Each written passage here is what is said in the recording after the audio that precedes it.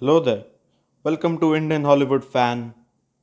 So this weekend we lost Chadwick Boseman, who played Black Panther in the Marvel Cinematic Universe, and so we are paying our respects and we are mourning this week.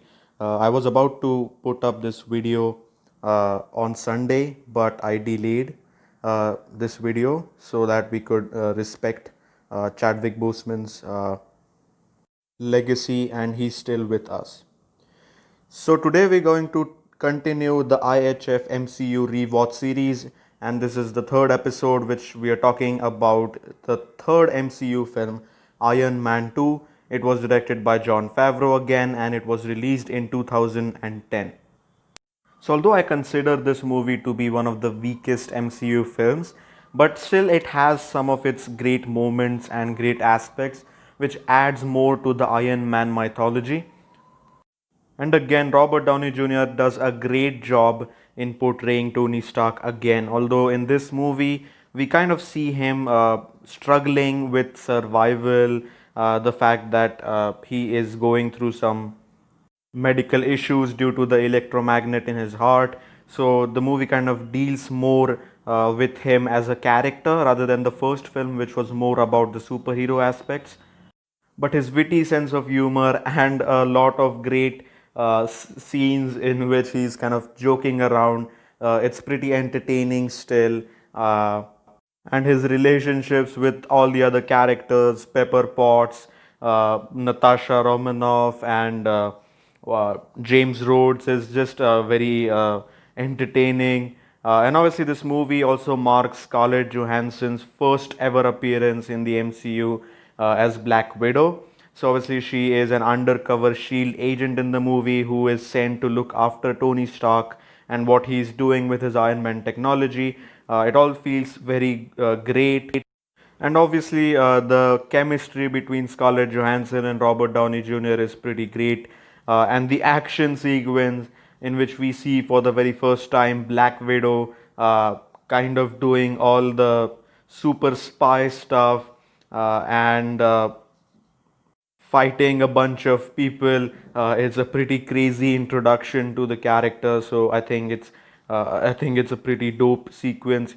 Also, Samuel L. Jackson shows up more in this movie. He's more prominent in the movie. Obviously, in the first film, he just appears in the post-credit scene, but in this movie, his presence is felt, and the shield factor is kind of an opposition to Tony Stark, and basically Tony Stark gets a lot of oppositions in this film. Even his best friend James Rhodes, who is in this film, is played by Don Cheadle. So I mentioned that I think Don Cheadle does a better job at playing James Rhodes War Machine compared to Terrence Howard, who played him in the first film.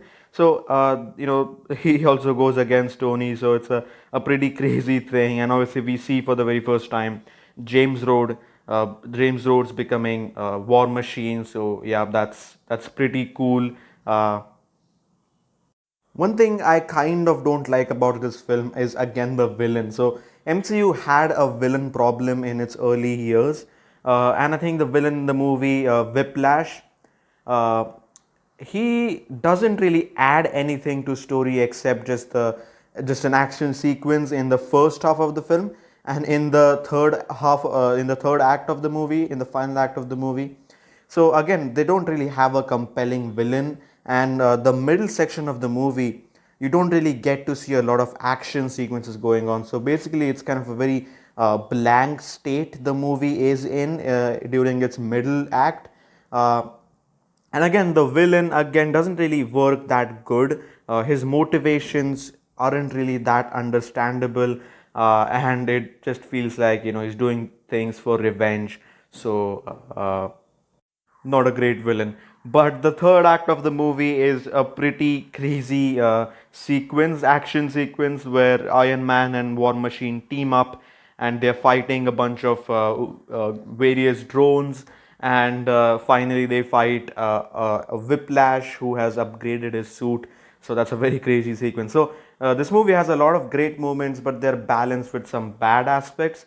And this movie compromises its own story for the sake of setting up the Marvel Cinematic Universe by giving away references. So, yeah, thanks for watching. Don't forget to like and subscribe. May the force be with you always.